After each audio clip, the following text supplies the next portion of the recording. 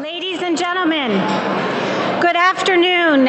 Please join me in welcoming our television and webcast viewers to today's program. My name is Jennifer Sloan. I'm president of the Canadian Club of Toronto, and we thank our viewing audience for being with us. The Canadian Club has a long history as the leading current affairs podium in Canada. Led by a volunteer board of directors, we are dedicated to encouraging open and accessible debate on issues that matter to Toronto, to our province of Ontario, and to our country. Through our youth and young leaders programs, civic action, diversity partnerships, accessibility commitments, as well as through our media partnerships and social media properties, we provide opportunities for Canadians around the world to engage with leading political, business, and public figures. Thank you for joining our conversation. Before I formally introduce our speaker, I'd like to tell you about some of our upcoming events this season. On Monday, May 11th, we will be joined by the leader of the Liberal Party of Canada, Justin Trudeau, who will discuss fairness and growth for the middle class. On May 20th, Canada's Minister of National Defence and Minister of Multiculturalism, the Honourable Jason Kenney, will be with us to talk about the armed forces and the security challenges facing our country. And on May 21st, with less than 65 days to go, join the Honourable David Peterson, Chairman of Toronto 2015, as he speaks to the lasting legacy of the Pan Am Parapan Games. For a full listing of the club's upcoming events and to order tickets, please visit our website at canadianclub.org. You can also join the conversation via Twitter and Instagram by following us at CDNCLUBTO or by using that hashtag. And I'd like to express special thanks to today's event sponsors, Colleges Ontario and the Council of Ontario Universities. Thank you for joining us and for your generous support.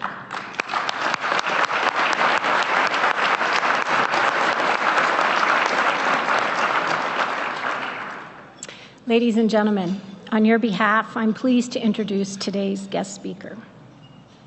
His boss has given him a very clear mandate: help Ontario become the continent's leading jurisdiction for talent, skills, and training. The Honourable Reza Moridi, Minister of Training, Colleges and Universities, and Minister for Research and Innovation, is addressing the mandate head-on. A recent report on Canadian post-secondary performance shows that no province is failing to deliver, but all show room for improvement.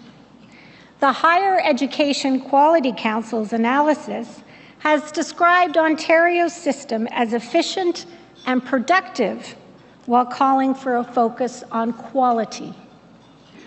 More Ontarians than ever are pursuing post-secondary education. According to the provincial budget's data, in 2013, 66% of Ontario adults had post-secondary credentials. That represents a 10% increase since 2002. And there are plans to push that number to 70% by 2020. Minister Moridi is driving the ministry's strategies to get us there. His post-secondary credentials include a PhD from Brunel University in England. He is an award-winning scientist, engineer, educator, business leader, and community activist who has been in provincial politics since 2007. A chartered engineer and chartered physicist, Minister Moridi has also enjoyed a distinguished career in academia. He was Dean of the School of Sciences, Chair of the Physics Department, Chief Librarian, and Member of the Senate at Al-Zahra University in Tehran. Before becoming a provincial politician, Mr. Moridi served for 17 years at the Radiation Safety Institute of Canada as its vice president and chief scientist. He was appointed Minister of Research and Innovation in 2013, and last June he added the training, colleges, and universities role to his ministerial portfolio. Minister Moridi, the Canadian Club of Toronto's podium, Canada's podium of record, is now yours.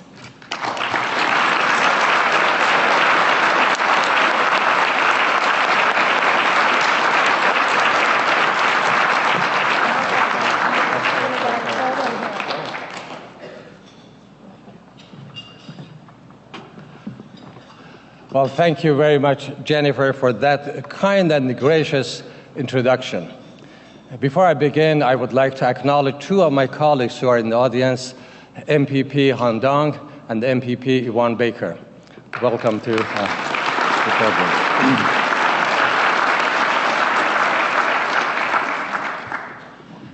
Ladies and gentlemen, good afternoon and bonjour and shalom and salam and ni hao. I can keep going on. I was in South Korea, so I should say annyeonghaseyo as well.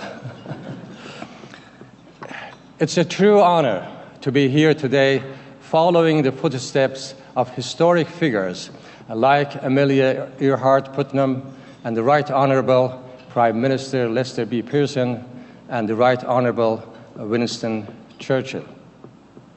I stand before you today to talk about Ontario's advantage. L'étude de l'Ontario. This is not simply an abstract or rhetorical notion, but a very tangible reference to what has and must continue to be our province's greatest asset, which is our people. Ontario is truly an exceptional place. We are diverse and inclusive. We are compassionate and we are kind. We are creative and innovative, and we understand the crucial importance of helping our fellow citizens, both young and old, access the training and education they need to enjoy good life and solidify Ontario's place as a leader in a brutally competitive global landscape. Investing in people's talent and skills forms the core of our government's identity. It's the first pillar of our economic plan for Ontario, and it is central to who I am. As a young boy growing with 4 brothers and a sister in northwestern Iran, my father instilled in us the importance of intellectual curiosity, not only the willingness to ask questions, but also the passionate desire to find answers. For me, it was never a question whether I should pursue an education. I was expected. When I was 17, I left my hometown Urmia to experience the excitement of Tehran firsthand. I can remember the butterflies, a 15-hour bus trip by myself, rumbling through the countryside of Iran in 1962. In one sense, I knew what was waiting for me, an intense entrance exam. But in so many ways, I was entering an unknown world. But I was driven by my passion for learning. Tehran afforded the promise of world-class educational opportunities in secondary schools as well as at the post-secondary level at Tehran University. As a young man in high school, I began to feel the sense of curiosity and the purpose that my family had so often talked about. How I would ask myself and anyone who would listen, could we do things more effectively? How could we learn from other cities or countries or each other to improve our learning experience or even how our society functions? I began to ask these questions more loudly at Tehran University, which was the life-shaping experience for me. I am sure many of you have felt the ambition and the passion of those around you during your time at university, college, or in another learning environment.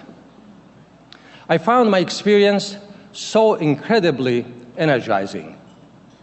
Being on my own gave me the time to get involved in student advocacy, and like so many others, it was on university campus where I was first inspired to become politically active.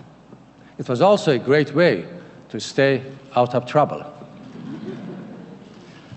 An undercurrent of political tension has always existed in Iran, and the 1960s were certainly no exception. I loved working on behalf of my fellow students to try and make things better and to challenge the status quo. I worked in student organizations for a number of years and even had the honor of serving as president for a year. I approached that time as an opportunity to learn at every moment from everyone. That is still how I approach life, as an ongoing, never-ending learning experience.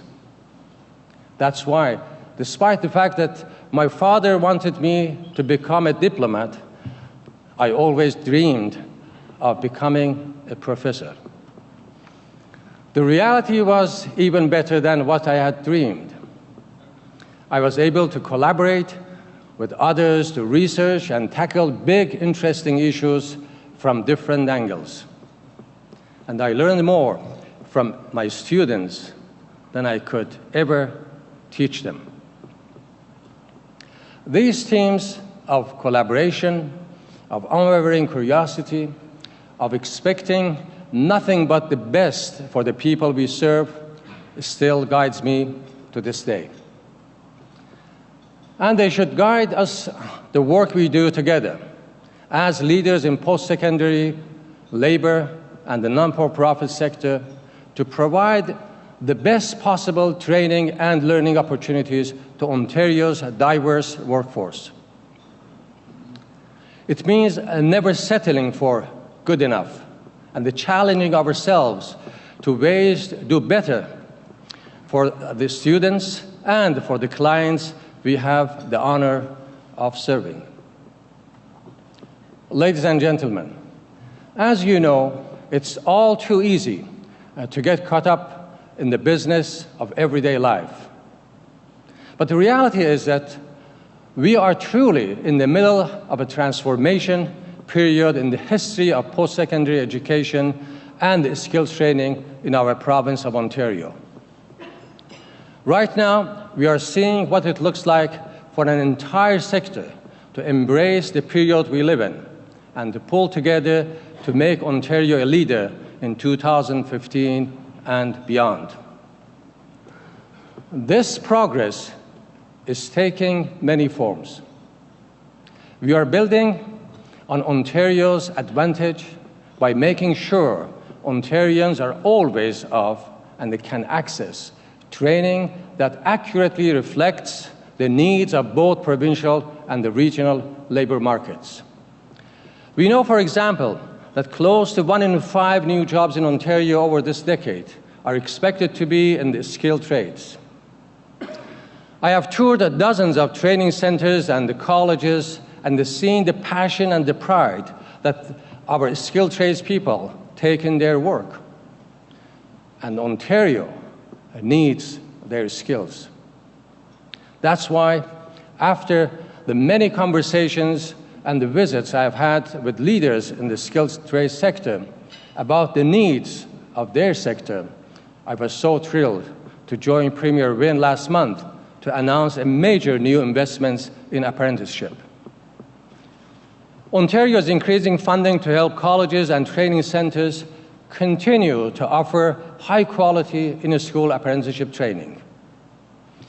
And as part of a renewed youth jobs strategy, our government is increasing funding to 2 other apprenticeship programs. This supports will help colleges and training centers train more people and deliver relevant, high-quality apprenticeship programs by investing in equipment, space, and technologies. And it will help those considering a career in trades, particularly underrepresented groups like at-risk youth, Aboriginal people, newcomers to Canada, women, develop their skills and become ready to enter the apprenticeship program through in-class training sessions and work placements. Through these substantial additional investments to training programs, equipment, and facilities, we are making sure that apprentices have the support they need to continue building our province of Ontario up. We are building on Ontario's advantage by putting our people first when it comes to our literacy, basic skills, and employment services programs. Right now, 21 employment and training programs and services are being delivered by 7 different ministries. That is not how you deliver the best service to people who are looking for some help to get back on their feet. But that is changing quickly. We are working feverishly to integrate those services and create a one-window approach under the Employment Ontario umbrella. We are shifting to an employer-driven lens in all of our training programs to make sure we are preparing job seekers with the skills they need to fill available jobs in their region. Working with employers to provide more and better training to new and existing employees is crucial. We are building on Ontario's advantage by continuing to invest in a progressive student financial assistance program that provides the most support to those who need it the most. Students now benefit from a system where 70 cents of every financial assistance dollars comes in the form of non-repayable grants. And our 2015 budget outlined further improvements we are making to student aids. In the upcoming school year, our 30% off tuition grant will help 238,000 students save even more, up to $1,780 towards the cost of a degree program. And moving forward, the assessment for OSAP will be much more transparent and fair to students. We are removing in-study income exemptions, simplifying student contributions, decoupling grants and loans, and existing vehicles as assets in the OSAP assessment process. These actions will help empower our students and make for a more predictable system. We are building on Ontario's advantage by making it easier for students to access a world-class post-secondary education regardless of their background. Ladies and gentlemen, this year we celebrate 400 years of Francophone presence in our province of Ontario. Over the centuries, Franco-Ontarians have contributed enormously to the cultural, political, economic, and the social life of our province. To ensure that the vitality and the strength of the Francophone community for centuries more, we need to continue to invest in French language post-secondary education and training. And we need to acknowledge the importance of governance by and for the Francophone community.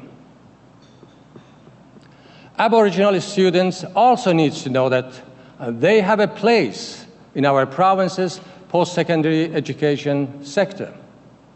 And with that in mind, I am pleased to say that early this summer, I will be releasing a progress report on our Aboriginal education strategy and a plan that will outline our priorities, next steps, and continued investments. I will be convening a Ministers' Advisory Group to help inform this work moving forward.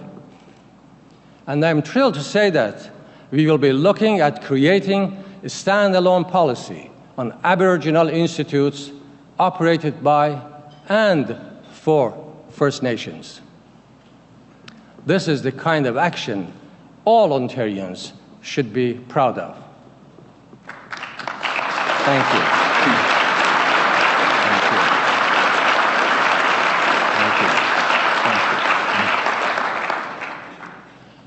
We are building on Ontario's advantage by embracing the many ways that technology can increase student access to world-class programs. We have taken measures with the creation of Online Ontario to give students better flexibility than ever before to control how, when, and where they learn. With high-quality online courses and the modules available to students in the next academic year, and the introduction of a new online portal this fall, this incredible work will only accelerate. And led by the great team at ONCAD, we are supporting student mobility by increasing credit transfer opportunities and introducing new tools to help students navigate the post-secondary system. Having a credit transfer system that is mobile and flexible across our institutions provides students with access to the best learning opportunities available without additional costs or repetition in material and courses. In the past 4 years alone, we have more than quadrupled the number of pathways available to our students in more than 1,200. This has resulted in over 800,000 transfer opportunities for our students in Ontario. Let us keep up this great work. Ladies and gentlemen, I have a unique perspective from serving as both Minister of Research and Innovation as well as Minister of Training, Colleges and Universities. I know how critical hands-on experiential learning and entrepreneurial programs are. And this has only accelerated since my time in school. Back in the early 70s, I benefited greatly from hands-on mentorship when researching memory devices that could help shrink telecommunication equipment the size of this room. While many things have changed since then, businesses crave this kind of experience even more. Our economy needs a culture of startups to drive creativity and competitiveness in this modern global economy. Ryerson's DMZ and Waterloo's Velocity incubators are just two examples of the huge North American success story that already exists in the Startup Accelerators program on and off our campuses in our province. And I am pleased that 42 of 45 post-secondary campuses in Ontario now have entrepreneurial programs. These are giving students the skills, tools, advice, and support they need to start their own businesses and create their own good jobs. Ladies and gentlemen, we are building on Ontario's advantage by working together to deliver and fund post-secondary programs in a smarter and a more strategic way. Many in this room will be very familiar with the more foundational changes we have undertaken over the past couple of years through our differentiation framework and strategic mandate agreements. The province now has a greater stewardship role in building our post-secondary education system than ever before. I know this hasn't always been easy, but our post-secondary leaders have worked with me and with my predecessor to ensure this new direction will be successful. In many ways, differentiation exemplifies what we are trying to achieve in the post-secondary sector. It provides our institutions the opportunity to develop and promote their globally competitive strengths while ensuring we avoid, where appropriate, unnecessary duplications. Through differentiation, our institutions can better align their mandate with the priorities of our economy, our businesses, our students, and indeed our Ontarians. Last August, we signed strategic mandate agreements with all 45 publicly funded colleges and universities to start putting this transformative policy into action.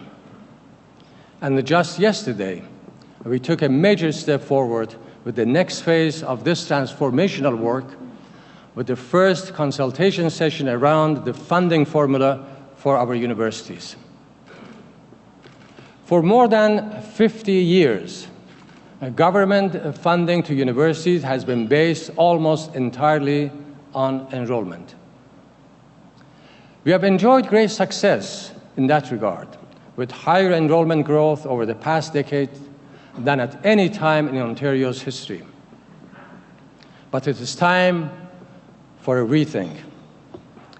We have laid the foundation with the aforementioned frameworks, and we have appointed former Deputy Minister Sue Herbert to lead this transparent process. Now is the time for an open and honest conversation about how we can allocate taxpayers' dollars to our universities in the most strategic way possible. Our students deserve this. And I look forward to working with post-secondary sector, student groups, employers, and other key partners to determine the best way to improve the overall student experience, support the differentiation process, address financial sustainability, and increase accountability. A website has been set up as part of this consultation process, and I encourage feedback from as many people as possible. Affordability, access, innovation, and sustainability are all critical issues. But true transformation in Ontario has required leadership and collaboration on issues that extend far beyond the traditional confines of a classroom.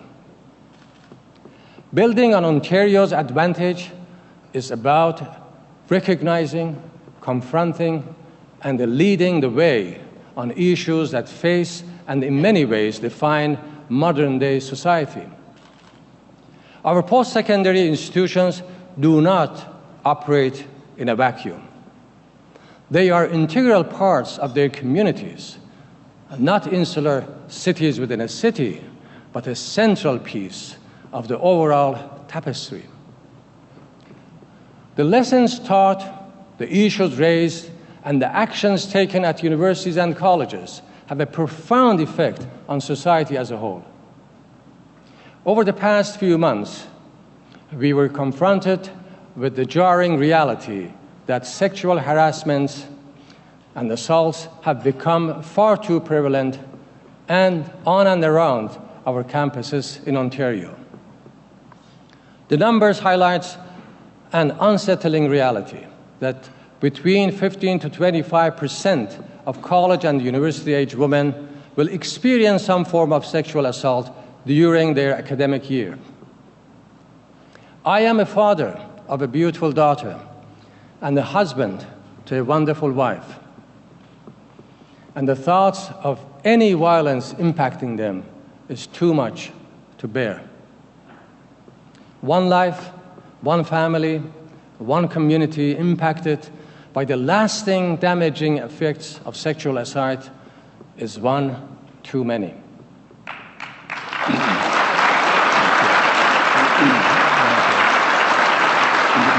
Thank you.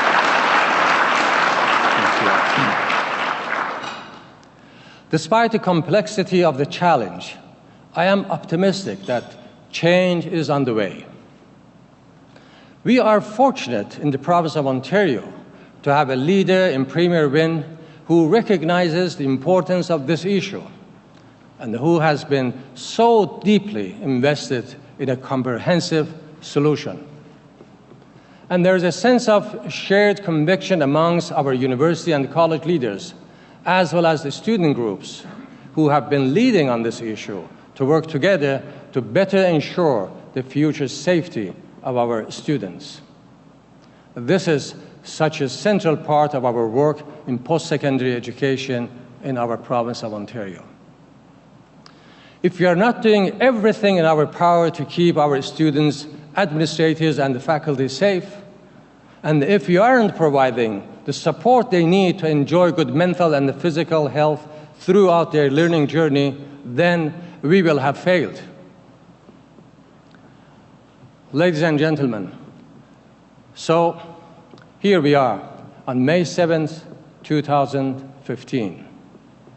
We are in the midst of unprecedented transformation in the skills training and post-secondary landscape in Ontario. The work is complex and far-reaching, but the underlying goal is simple. Together, we are building on Ontario's advantage by putting people first. I know how critical a strong educational system is to a democratic society. And I deeply appreciate how fortunate we all are to live in a country and a province whose vibrancy is based on free exchange of ideas and collective problem solving. I have experienced firsthand the highs of free discussion and advocacy and the very low, dark, when those rights are ripped away. In Iran, universities were first place that came under attack during the Islamic Revolution. I felt this very deeply and very personally. After some time, I considered being purged as a professor as a badge of honor, but not before losing some of my colleagues to the devastation that was inflicted upon that society. I always be proud that here in Canada, we can freely have public conversation about what is working, what is not, and what we can do about it. This is a point I'm sure we can all agree on, and even we don't agree on methods or results. So as we move forward, we need to continue to have open, transparent, and sometimes hard conversations. We need to maintain relationships and build new partnerships. We need to keep an eye on the past, but always be looking forward.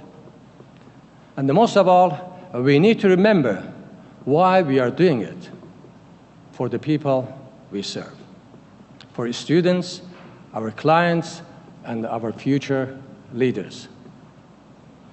I know that we together are up for this effort.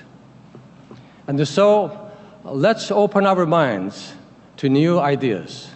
Let's understand how far we have come, but accept the reality that we need to do more to keep our place as a global leading economy, with a quality of life envied worldwide. Our ability to address our challenges will be crucial to building an Ontario economy and society that we will be proud to pass on to the next generation. I want to thank everyone here today for coming and for contributing to this effort through the businesses that you build, the workers you train, and the students you teach. Together, our efforts will keep Ontario at the forefront of building a strong, competitive, innovative, educated, and skilled workforce. Together, we will continue to build Ontario's advantage. L'étude de l'Ontario. Thank you very much. Merci beaucoup. Thank you.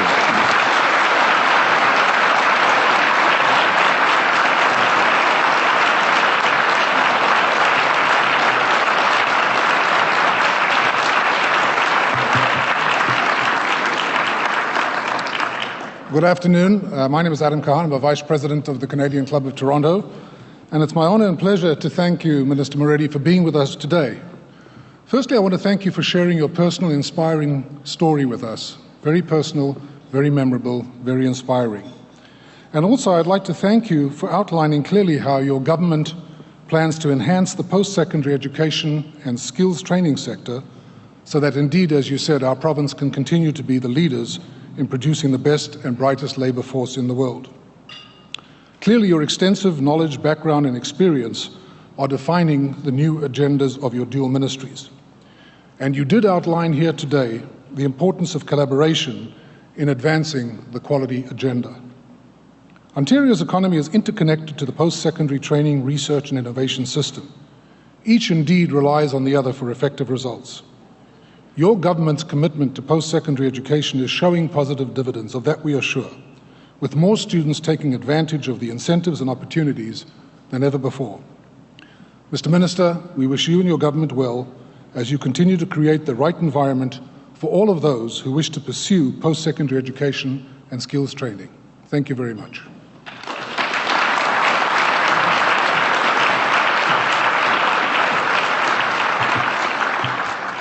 Thank you, Adam, and thank you, Minister, for taking the time to be with us today. I'd also once again like to express our special thanks to today's event sponsors, Colleges Ontario and the Council of Ontario Universities. Linda and Bonnie, thank you so much for your support. Much appreciated.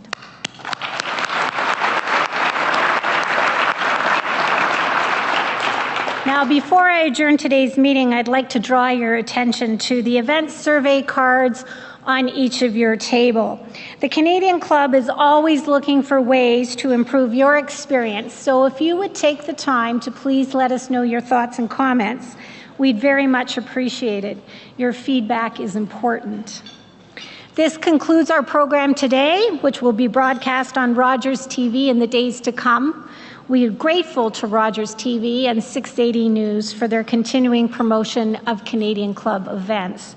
To learn more about the club, please visit us at www.canadianclub.org. Ladies and gentlemen, thank you so much for today. Our meeting is now adjourned.